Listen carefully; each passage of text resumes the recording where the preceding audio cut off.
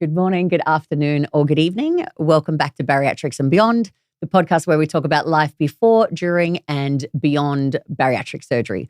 My name is Nicole. You're probably wondering why I am here and where the heck is Kayla? Well, today Kayla is our guest. Kayla, why don't you tell us a little bit about yourself? Hi, everyone. Well, for those of you who don't know me, I am Kayla. Recording this right now, I'm 39, but by the time this airs, I'm going to be 40. Originally from Sydney, Australia. Nicole's my sister. Moved out to America straight to Las Vegas. When did we move, Nicole? Like 2008? Yeah, 2008. Yeah, so I've been in the USA for a long time, always been in Vegas. And yeah, that's pretty much all the, the basics about me. So Kayla, you went through a bit of a journey. Like, tell us, what was your weight loss surgery story? Well, I'll tell you like basically my story of weight. It started, and Nicole, you can correct me if I'm wrong, but the minute I popped out, I was a big baby. Yep. I was a big toddler. I was just a big kid. Mm-hmm. I'm one of three girls. So Nicole is my older sister, yep. and we have a middle sister, and then there's me. And they were always like normal, average, weight, height, all that. And then there was me, and my parents were always like, where are we going wrong? And I wasn't doing anything different than what you guys were doing. I wasn't eating any different, but I was honestly morbidly obese as a 4, 5, 6-year-old. So my earliest childhood memories was being at the doctor's, dietitian, nutritionist, and my parents trying to figure out like where's the disconnect? So yeah, diets were being a part of my life forever. Yeah. And then I was diagnosed with like a underactive thyroid condition at like 7 years old, I think it was. And just always battled my weight. I've been on every single diet, you name it, I've done it. The keto, the soup diet, the, HCG shots, like all of that. I would lose weight and then I'd regain and put it back on like 10 times. And it was just, my weight was just always something I could never, ever, ever get a hold of. Right. And then when we moved to America, the food was very different here too. Yeah. The really portion sizes are huge compared portions to Australia. Are huge. And then I just think like the hormones in the food are very different. Like I feel like Australia is just kind of a little bit more organic. Right. Just, with our produce and our... And then did you feel like you put on more weight when you got here? Absolutely. Did you? Yeah, for sure. Right. Like there's just the inflammation. I noticed my boobs started getting bigger too. And that's when someone told me, it was like, oh yeah, it's the hormones in like the chicken. Yeah. That's crazy. Yeah. So then what happened? How long do you think you were here before you decided, because you did end up having surgery, right? So I decided to have the gastric sleeve surgery in 2018. So what, we're here 10 years. Yeah, wow. So my weight, I got as big as I ever got, which was just about, I never weighed myself, like probably like a handful of times in my life, but it was definitely, one cheeseburger away from 350 pounds. And you guys, just for reference, I'm 5'3". Yeah, right. So do the math. Like I am short. Little and round. I wasn't little and round, Nicole. Well, you're big and round. I was short and round, yeah. Short and round. It's a meatball. Like one of those like big meatballs, not the little ones. And things like I have always been like very eclectic with my style. And like I've always had like the Barbie style and pink and bright and colorful. And for me, that kind of stemmed from like school. Mm-hmm. You know what I mean? Because going to school, especially going to school after my sisters, like who were the popular girls, Nicole was always, the dancer, and, it's just everybody knew who our family was. We lived really close to the school. I was very lucky that I didn't get picked on, you know what I mean? Because I think Nicole and my other sister paved the way for me. And then my mum is just like a toughie, bad A-B. She is. So no one would like mess with the Macaulay girls, but going to school, we had a school uniform, but like my bag, my folder, everything was always very matchy. I would put earrings in. I would always do my hair really crazy. And it would be to kind of distract people. Right. from like either going, oh, well. Which I didn't even know. I didn't even know about till like probably years ago. You know what I mean? Yeah. Like you were using it as a distraction. Yeah, well, because then because people that loved you didn't even see you like that anyway, but you were distracting. You were intentionally distracting people from your weight by having them focus on the other things that you were putting forward. Yeah, because they're going to look at you anyways, especially for me. Like and for people who don't know, I have lipedema in my arms and my legs. So back then, always out. I always try to cover them, but like with the school uniform, I had arm rolls and then I had leg rolls. Yep. And, just very self-conscious. So to try and distract people from looking at the rolls in my arms or the rolls in my knees and stuff, I would, do my hair in like really cool style. And you find like, I even remember thinking back to though when people would go, oh my God, like the comments that you would get, oh my God, I really like your glasses. Oh my God, this is cool. So it worked because they started talking about your fashion or your fashion sense or your accessories. Yeah. I actually got like in the 10th grade we had, because like in Australia you can drop out in year 10 or year 12. Yeah. Drop out, you know what I mean? Because a lot of people are they're just tradies. So if you just know you only go to university to get your degree to become a doctor, or you study law to be a lawyer, or you go to teach, like that's it. I'm sure it's changed now, but I went to the 12th grade. Yeah. But in like we had our year 10 formal, and everyone gets like, a certificate or what, whatever you voted, like prom queen, whatever. But I was like the fashion princess. You know what I mean? And that's not the image that you thought you would have had. Well, because fashion was always been a thing for me. Yeah. But the fact that everyone recognized me as the fashion princess when I was guys, in your mind, you were the big girl. I was a big girl, but also like plus size clothes were not a thing back then. Yeah. So I would make my own stuff, and I would, that was really kind of cool. And just to kind of like go off track a little bit, but everyone knows I'm obsessed with Barbie. Like that was Barbie. Barbie did all that for me because I always lived vicariously through her. I'd look at her clothes, I'd look at her fashion, and I was like, I love how bright she is. I love how colorful she is. And that brought me happiness. Yeah. And going through like being a kid and dieting, and every week I'd have to, go to the Jenny Craig weigh-ins and all that. Whether I lost weight or whether I gained weight or whether my weight stayed the same, I was always rewarded with a Barbie. So Barbie was my little escape from all of that. Yeah. And I would always like, I love what she's wearing. And I'd be like, Mom, Dad, I need that Barbie, and that Barbie. Because I would be like, I love her shirt, I love her skirt, and I love her hair, but I would like rearrange the outfits in my head. And so that's kind of like kind of paved the way for what she did later in life and how you really did. And you know what the thing about like with my weight loss transformation, it's got a bit of like media exposure. Yeah. So like my story's been shared all over the world. And I really hate the headlines of she lost 200 pounds to look like Barbie. I'm like, absolutely not. Yeah. Like I've always rocked this style, even at 350 pounds. Yep. Like you can go back and see, like I wear the same things. Like I rebought a lot of the same clothes. I tailored because I am by trade a costume designer. So, I tailored all my clothes to like fit me, the stuff that I really loved that I didn't want to part with. She just gave you inspiration. Oh, huge, like huge inspiration. But people don't know that. They just think, now that she's lost weight or she's blonde, she wants to look like Barbie. And that's it's not even about looking like Barbie. It's just like because the whole that's what thing they of see on the surface. Yeah, and it's the whole thing of like what Barbie is to me. Like, Barbie's always like taught me that you can be anything. Yeah, and like look at my life. You know what I mean? Mm-hmm. Like I live on the other side of the world. Exactly. I've had like every job that I've like wanted, I've had. You know what I mean? And it's like you get it because you're kind of like me. Like once you put your mind to something, we do it. But whatever you want, and you just change what it is that you want, and you go for that. 100%. But yeah, no. Looping back to my weight spiraled out of control, I started to notice that I lost my zest and my sparkle. Right. You know what I mean? Mm-hmm. When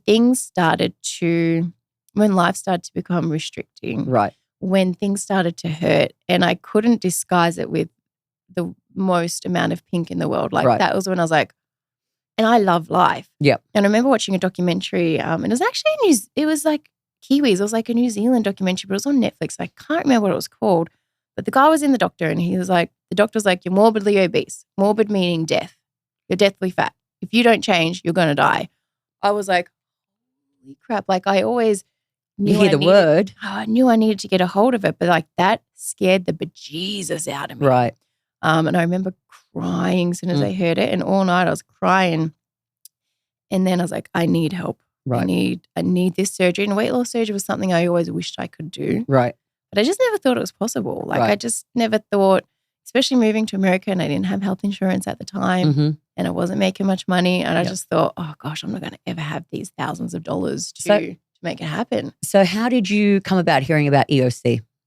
Well, that documentary triggered the, you know what, pull the pin. You really need to make this happen, weight loss surgery. So I Googled places locally, and I went to a few appointments here in Vegas, met with a couple of surgeons, hated the vibe. It was just like, yep, so when do you want to do it? Like just no compassion. And I just didn't feel good. So I Googled best bariatric surgeon, West Coast. Thought, oh, I can travel. Yeah. Let me see what Callie has. And then Dr. Ortiz kept popping up. I remember I was at your house. Actually, I was sleeping over your house that night and you were asleep and I was in bed and I found Dr. Ortiz and I was like, Mexico? Oh, I'm not too far.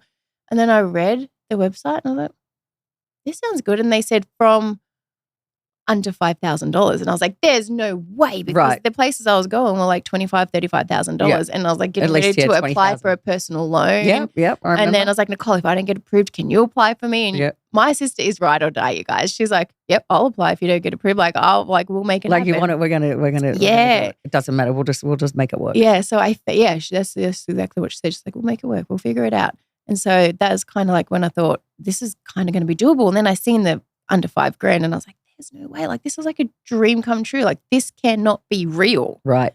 And because I know how much you struggled with that and how much you wanted that and how much like you wanted to make that happen. Do you know what I mean? So when you were going through those other places and doing some research on those $20,000 surgeries and stuff like that, how big of a deal it was for us to make this happen. Yeah. And then you saw that. Yeah, because at that time I was like, you know what, money, you'll make money, you'll lose money. Money comes and goes. But like this is health. Important. This is good. This is like going to change my life and save my life. And this is how important it is. But I just didn't find a doctor that I liked. And then I come to find Dr. Ortiz. But there was like I did hit a rock bottom moment.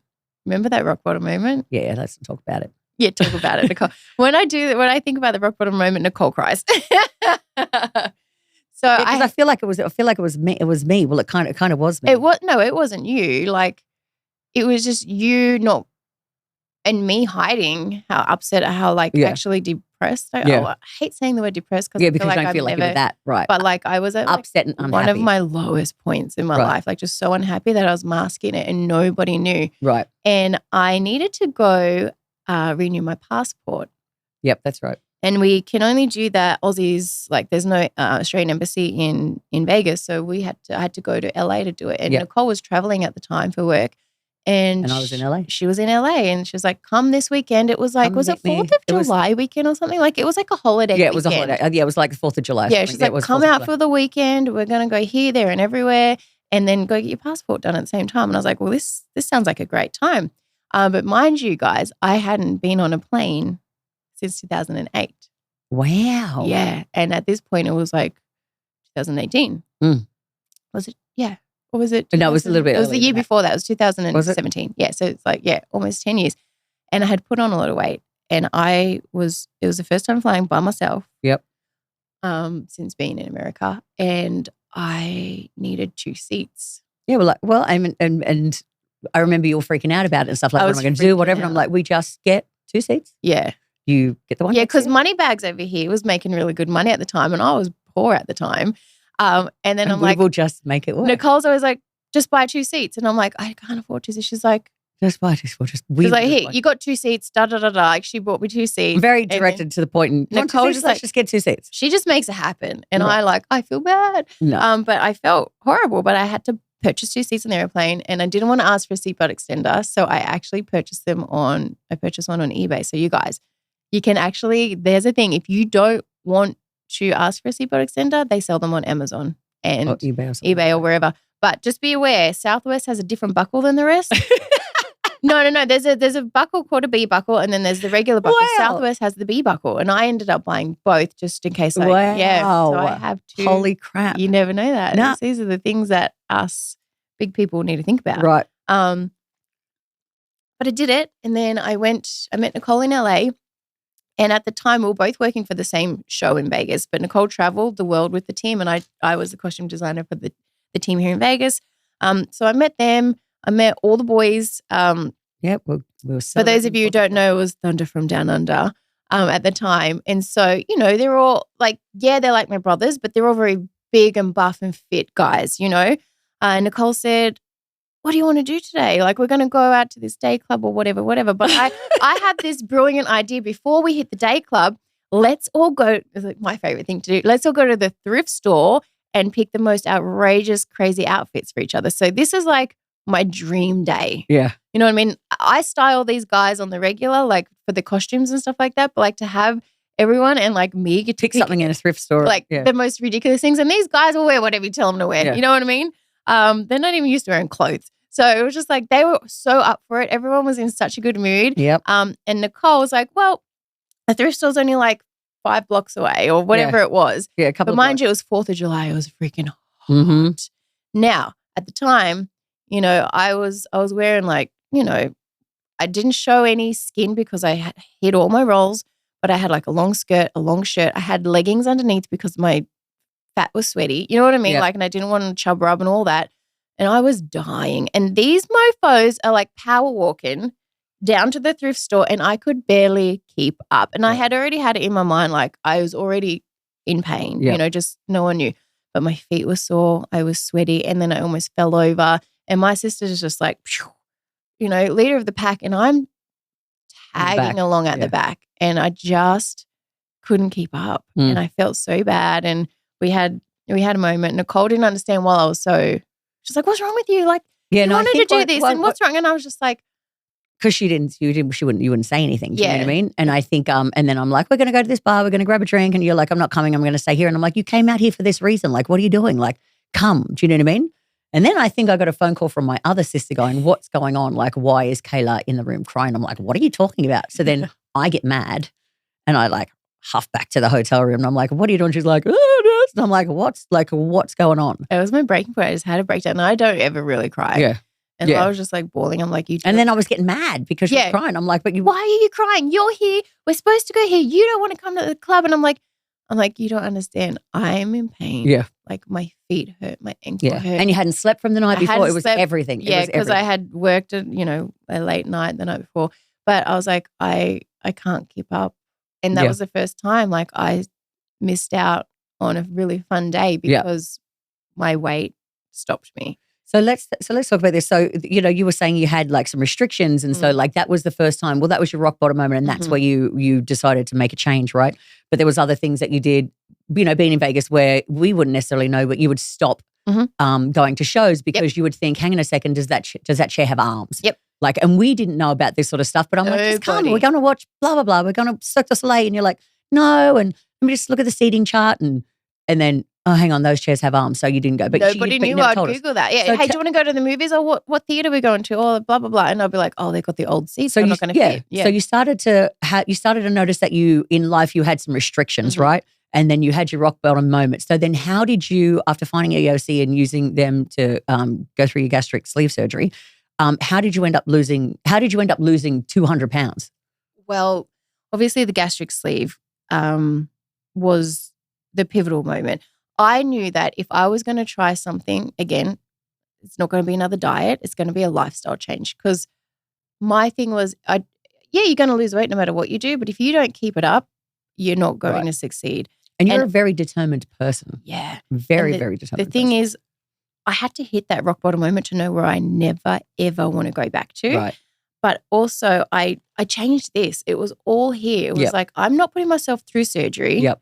I'm not spending that kind of money for it to not work. There was no going back for me. It just wasn't an option. Yeah. And I remember one of the guys at work was like, oh, I had the surgery and he's like, how much weight are you trying to lose? And I actually didn't even think about a number. Yep.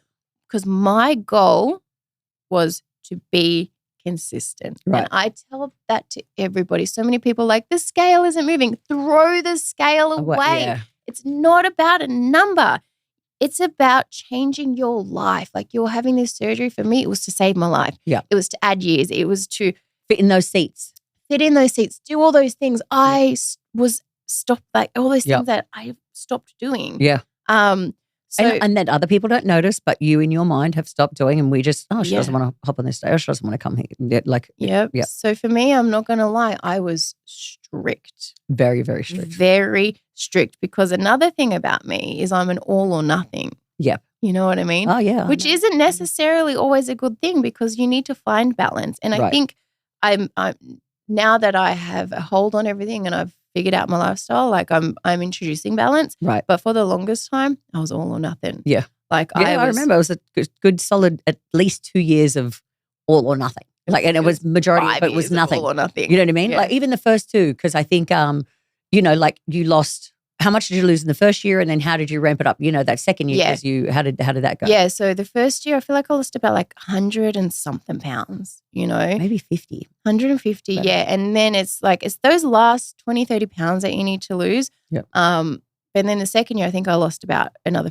50 to get, a little bit over 50 to get to your 200. to my 205 pounds. So what do you feel like was your biggest challenges like along the way? You know what was kind of like, a lot of people like, it's so hard. And for me, it wasn't. I don't want to sound like that brat, but it wasn't hard because I was so dialed in. Yeah, you were so determined. I was like, and I would see the results. I would feel the results. When you see the results, you're like, oh, keep going. When you feel those results, unstoppable. Right.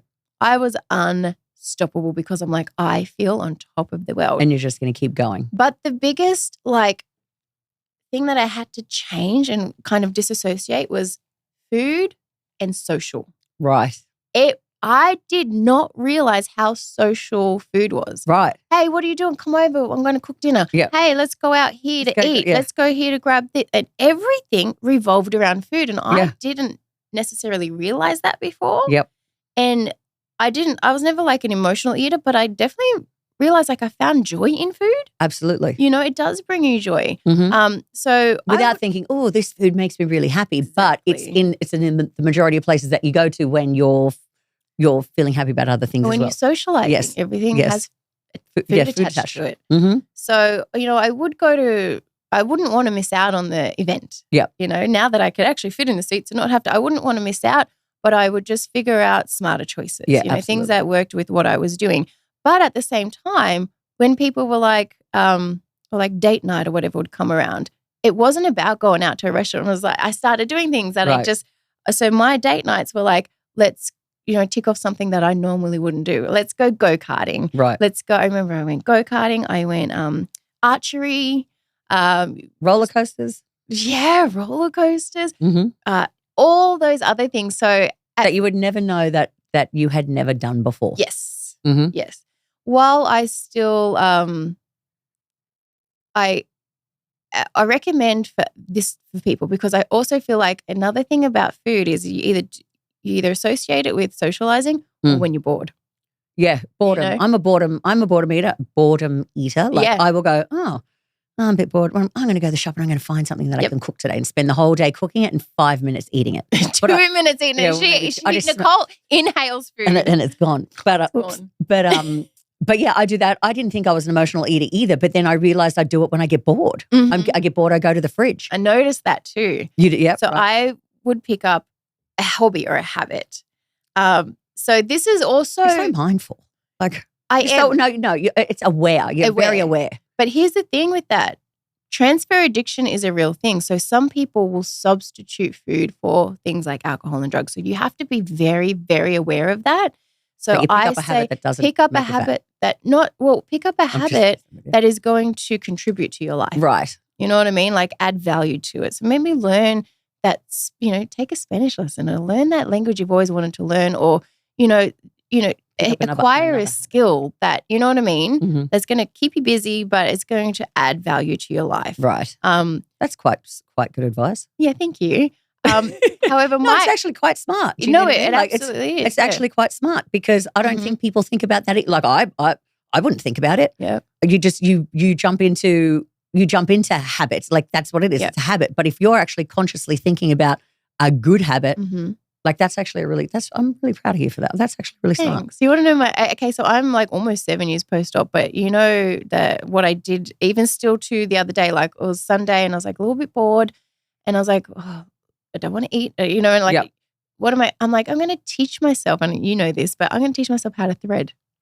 Oh, like, yeah. Right? Because I'm like, why? I've got ample amount of thread because I'm a seamstress. But Kayla teaches herself how to do everything. I She do. will watch somebody do something and she's like, I can do that. Yeah, I can. And now I don't have to go get my threading done. Yeah. Oh, I can do my own nails. This is how she does. Oh, I can see how they just tied in my weave. I'm going to learn to tie my own weave. Anyway. Yeah, because I want to save money. And I was going to say that, but I thought I'm just not going to put it out there. And I think I could do it better too. Like, because you have a specific way that you like your things done and they can never do it the way that you like it. Bugs me. But then you learn how to do it and you do it the way that you like it. Because not everyone sees your vision. You know what I mean? So if I can see it, I can create it. And that's also how I learned how to sew and design costumes, because I would get people to be like, hey, I would take my stuff to a seamstress. Could you do X, Y, Z? And they would never get it right. So I'm like, I'm just going to figure it out myself. There's a proper technical way to do things. Yes. And that's how they're taught and that's how they do it. There's the Kayla way. And there's how Kayla does it. Like I remember when she was talking about doing her school clothes and stuff like that, like I remember like Kayla would have like holes in her pants, let's just say, right? So instead of like, or if she asked my mum, oh, can you sew this? And my mum wasn't going to do it or whatever, for whatever reason, whatever happened, Kayla would get her pins out. Mm-hmm. And so she'd put them on the outside and she'd have like pins like holding the holes because and my mum would be like, just go get new pants or whatever. And my mum would like toss them out or throw them out. And Kayla would go back out and get the pants and she'd come back in and she'd have pins like. Instead of like just putting one pin on a hole, I'd put like three, four holes. And then I'd put pins and then I'd add a bow. Like like you would do stuff like that. I'm so out of the box. So I remember that stuff. Yeah, isn't it crazy? Jeez. So along this journey, there's been obviously there's been lots of people in your life that have either influenced or did you have people that were against it and have people that for it? Like, because I remember you had said to me, hey, Nicole, I want to have this weight loss surgery. Like I want to go to Mexico and I want to have the surgery. And I'm going to be honest, everybody, like I was that person that said, there's not a chance in hell. Like you're not going to Mexico. Yeah. And she said, no, I'm going. Like I want to go. Please, like, can you do your research on this? Because she said to me, if you can do your research and you can find something bad about it, like watch these videos I'm going to send you. If you can find something bad about it, then I won't go. And I sat on it for a while because I was just like, okay, 15 years ago when we came here, we had an experience when we went over to Mexico. We had a bit of went over, didn't know what we were doing, didn't get into trouble, but had a bit of an experience and scared us. And we were like, we're never going back. So when Kayla had said that to me, I was like, there's just no way. But she'd also said, please do your research. And then if you find anything bad about it, I won't go. So I sat on it for a bit. I really didn't do too much research, but then I started watching the videos that she sent me and I understood it. But then something sort of clicked for me and I was like, you know what? Like, even though I'm scared for you to go there, like I have to support her in this because I know how important this is to her. I know how much she needs to do something about her weight, and I know what this is going to mean. Like whether I'm scared or not, I'm going to go with you. I will stand beside you and I'll be with you every step of the way because I wanted to support whatever your decision was. Mm-hmm. So did you have people that were against it and for it? And like who do you think like either encouraged you the most or who was your biggest cheerleader? Well, I feel like everyone, all immediate family were against it. I don't even think I told mum and dad that. I just said I'm going to California because I wasn't a lie. I did go to California and then I just got picked up from there. Right. So and then, right. But,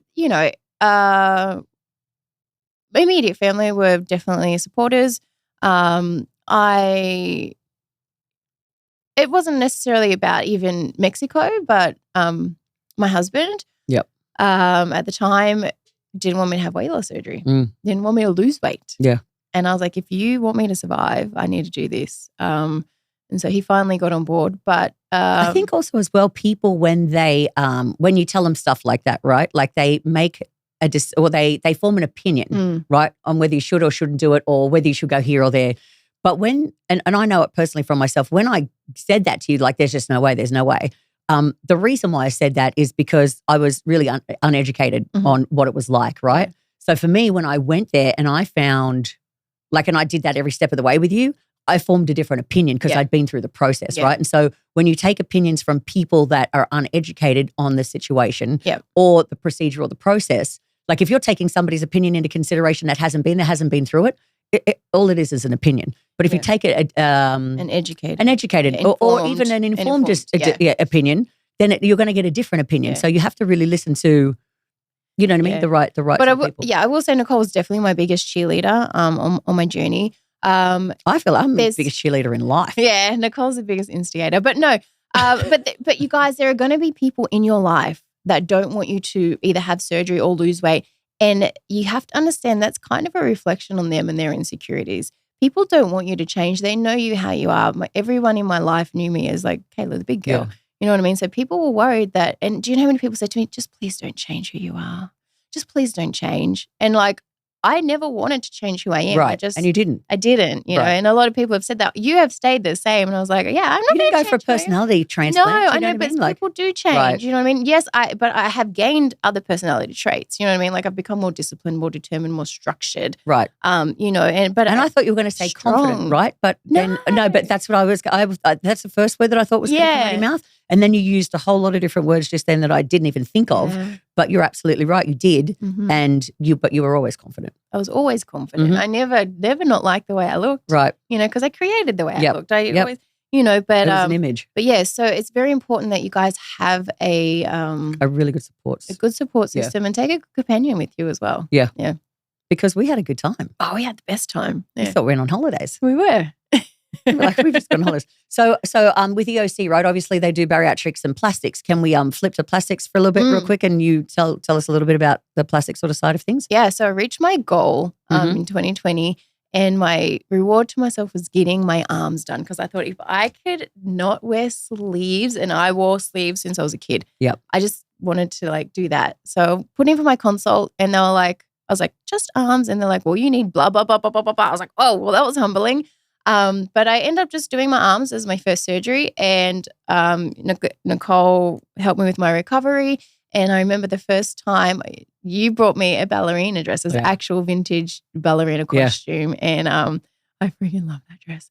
And that was mind you, she wanted this dress, didn't want this dress. I'm like, you know what? I'm just buying it. Like I'm just going to buy money bags over here. And I I remember going to get the dress when she wasn't looking or, you know, left her at the house or something and came back with this, like I'm talking it with ballerina pink tutu, like dress. Right. But, okay, so the first time I put it on, I went on your balcony and I did a ballerina spin and I felt the breeze on my arms for the first time in my life. Isn't that bizarre? I have chills just thinking about it. And I'm getting them up my neck. It was a beautiful moment. Yeah, but so think about this, like for people like you who you had never felt air on your arms because you wore T-shirts and stuff that covered your arms the whole time. And this is the first time you'd actually been in something and felt the wind or whatever, the air from outside on your arms. That's like bizarre. The weirdest feeling. It was so nice though.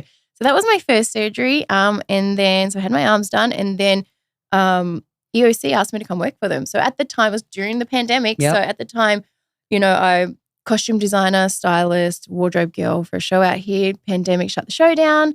And so we were basically just on hold.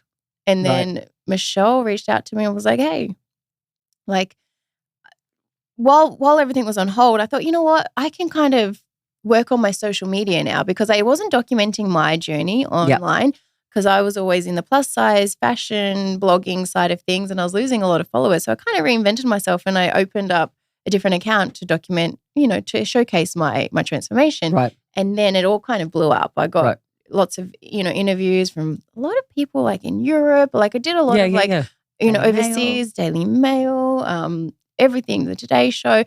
And then EOC were like, hey, you're getting a lot of publicity. We don't really know much about social media. Would you want to like help us out like part-time? And I was like, yeah.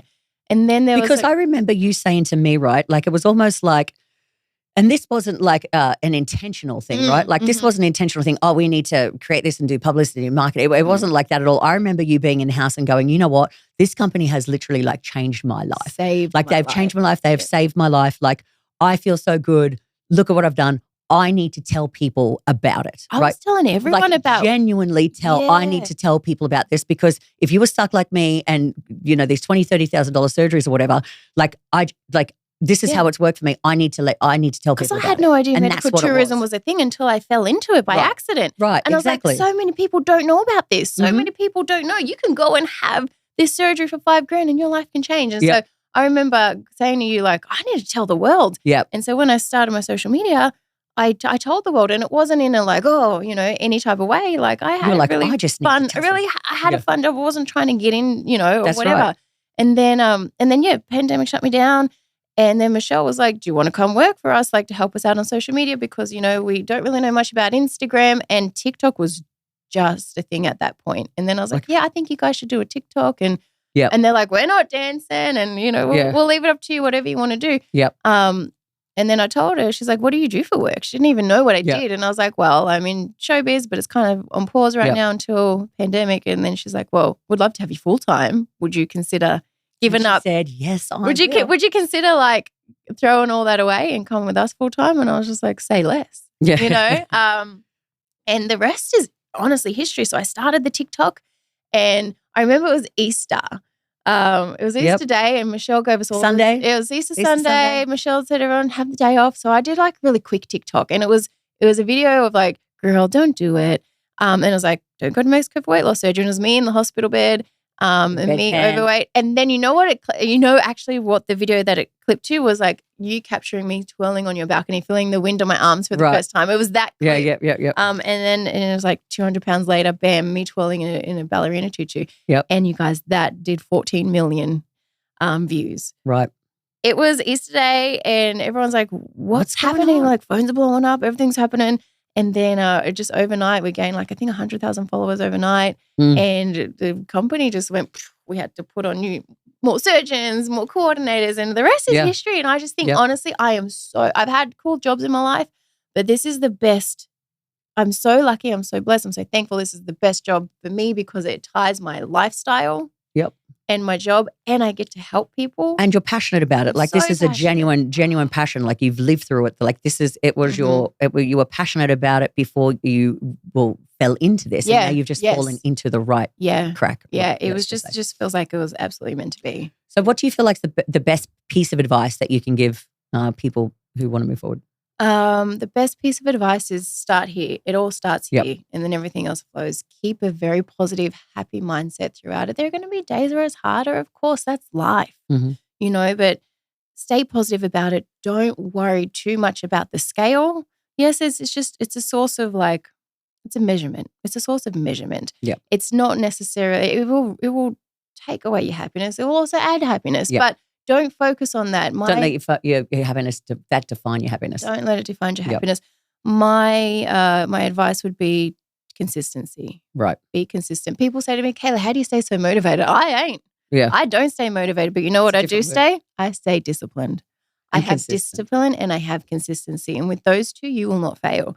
There are going to be days you don't want to do it. They're like, I work out now every day, but at the first year or so I didn't because it was still hurt. Like walking still, I lost 100 pounds and I was still hurting. Yeah. So, I remember it took a good year for you to jump on the treadmill because you're like, how do we ramp this up? And we're like, okay. Yeah. And then I think it was like, you bought a treadmill. I did. You bought a treadmill and you put it in your house. I did. And I started at 20 minutes a day. You know what I mean? Or even just 5 minutes. 5 minutes. Yeah, just something. Just start. Just be consistent. And then I remember the next day I was like, I got to do that again. And then I had to do it again and again and again. So my goal was never a number, was never a size. My goal was be consistent. And then it was me against me. Yep. Like I didn't compare my journey with anybody. Yep. I was in competition with nobody. I was in competition with my damn self. I was in competition with Kayla yesterday. Yep. Kayla today has to beat Kayla yesterday. Right. And that was my mind. That's my mind frame. That's how I just stay consistent.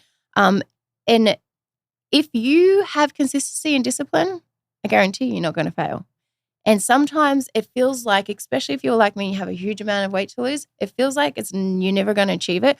The road ahead is too far, it's too big, it's too long. Take it one step at a time. The tiniest steps in the right direction will all lead you to where you need to go. And it's almost like you tell people, like you look at the big picture, right? Mm-hmm. But sometimes the big picture is too overwhelming. Overwhelming, right? So if you just take it a day at a time, just look at what's like you will eventually get there. But just look at what's next. Yeah, you know. Mm-hmm. Yep. So how long have you been with EOC now? So when was that? 4 years. 4 years. Yeah. And then so let's just say, so now you feel like you've fallen into like the best job that suits you. And like, why do you say that? Do you think it's the passion? Do you think it's people? Do you think it's the right thing? Like, what do you think is your favorite EOC memory? Was it a work thing? Was it because okay, we do a lot of fun things with EOC. A lot of fun things. It's like family. Yeah. I mean, even the patients are like family. Yes. And so, we go on, I don't want to say outings, but outings last for days, which last sometimes for weeks, which you end up in the water, you might end up on land, who knows where you're going to end up. But like, so what's your favorite EOC? What makes you feel that? What makes you feel that? Or what's your favorite EOC moment or memory? You know what? I think what it was, like, again, we've done some amazing trips and cruises and whatever. My favorite memory was our Christmas party where we had the whole staff. We were in Mexico. The US team went to Mexico, and we had all the Mexico team and the US team. And then I had a moment. It was like I think it was like the biggest year we had. Right. And there was all those TVs and presents and like everything that were like raffling away. And Dr. Ortiz got up and said his speech, and I just kind of sat back. And he actually mentioned me. He was like, "Thank you so much, Kayla, for like your TikToks and for us going viral." But like, I sat back and I just looked around. Yep. And I just had like such a proud moment. So proud to be a part of a company that changes so many people's lives. Right. So proud that I have been able to contribute to the growth of this company. Yep. So proud that I was, and just so happy that I was just included in this company that a few years ago, I was a patient. Right. I was nervous to have all this done. And now I'm a part of this company who's like a family like that. I think that's my proudest, most memorable moment, just feeling everyone's love in that room at that point. We're all so successful, So then what do you feel like is your most favorite part of the job? It's so cliche, but like just being able to change people's lives and be a voice. Right. Be a voice for people who might be going through what I went through, and just to pay the way. Right. Because I think so it does still really affect you when you are, like I said, passionate about it. Because I only just saw that video that you posted the other day when you were in the gym. Oh yeah. Right, yeah. I know. I feel like I was crying watching it because you, like you said, you started there, right? Like you were watching people. For anyone that did or didn't see it, Kayla had posted a video the other day, and she was in the gym, and she was in a little crop top and a little pants, and she just finished working out. You could see her muscle, you could see her arms and her muscles and stuff like that, and she was crying because she was looking out the window of the door and she was watching everybody in water aerobics, right? And she was saying that that's how she started, and to look where she is. So when you look at that and you go, okay, you look out that window and you go, this is where I started. I started with the water aerobics, right? And this is where I am now, right?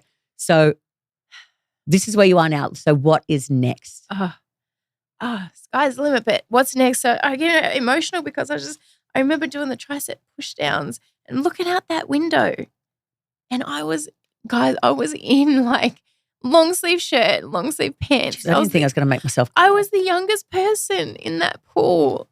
And like to go from there to like killing it in the gym, I was like so proud of myself. Yes, I had the help of everyone around me, but but you did it yourself. I just didn't give up. So just don't give up. Like, oh gosh, it's so like it's such a like a proud moment. Yeah, because I never thought I would be where I am today. Yeah. Like I never thought I would like just have the body that I have. So what's next for me is just improving it every day. Wait, improving my body. I don't mean to cut. I kind of do mean to cut you off because I think we're going to skip over something. Soft tissue. I think we're about to skip over something that I don't even know whether most people know, but like we just went from the water aerobics to the gym, right?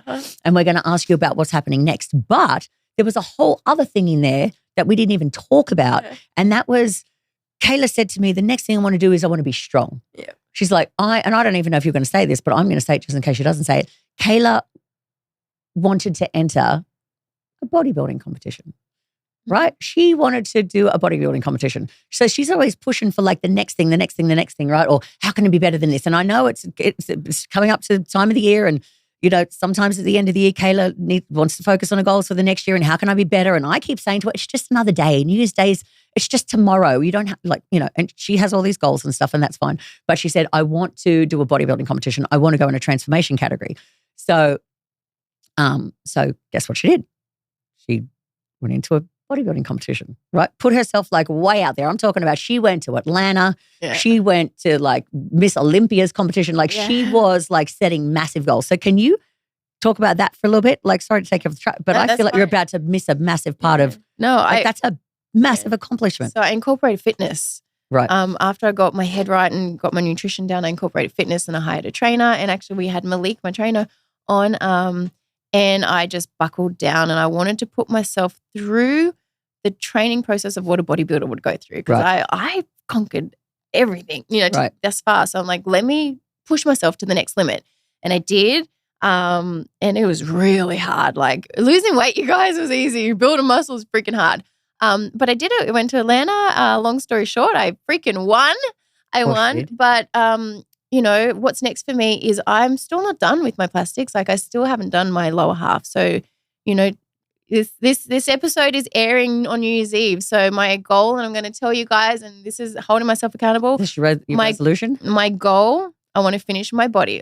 You say finish, but I want to get my legs done this year. I've been dragging my feet and my legs on it, but I have the lipedema legs. And I'm a different person from waist down, like naked. It's terrible. You're not terrible, but you know what I mean? It's not what the top half looks like. Right. So I want to get the body finished this year, and then I want to also go through that bodybuilding training again because I want to see the whole thing. The whole thing. So instead of going through the transformation category, you will. I don't want to compete. Oh, okay. But I want to train for it. Right. Because I love the structure. I'm like I'm a creature of habit. I love routine. I love the structure, and I love pushing myself to the next limit. So I want to get my legs done, and then I want to see because I got very strong legs, but you can't see any definition of my legs. Yeah. So I want to kind of see the whole body transformation this year. So this year is strong. This year is 2024 was a mentally challenging year for me. I had a lot of like lifestyle things that happened personally. But 2025 game on. Game on body to the next level. Let's see what's next. Jeez. Well, I mean, I wish I had that discipline, but I thought that I did, but I just don't have it. So I love it. Yeah, I love challenge. I said competition for me. It's like me against me. I love challenge. Oh yeah, see, and I'm competition. I'm like, you can win. Like, Nicole's not competitive. I'm not running there. Like you can win. Like I don't care enough to win to have to run to race. So like I'm not competitive against other people. Yeah, just with yourself. Oh no, I'm not competitive with myself either. I'm like, I'm fine if I don't want to do it. Like I'm like, nope. Love that for you. Well, happy New Year, Nicole. Happy New Year. I'm proud of you, sis. I'm proud of you. And can you set some goals this year too? Yeah, come on, let's go. Set some goals. You don't have to set them right now, but just no. What would my New Year's resolution? Well, like my only goal in life is to be happy. So as long as I'm happy, like I'm fine, and that's it. So I'm going to continue to be happier than I am now. There you go. I'm going to continue to make decisions that are going to make me. Yeah, it's all it goes around happiness, and I'm already happy. So like that's my goal. All right, stay happy. Cheers to being Love happy. You. Healthy, Happy New wealthy, Year. and wise. Happy New Year. Bye, you guys.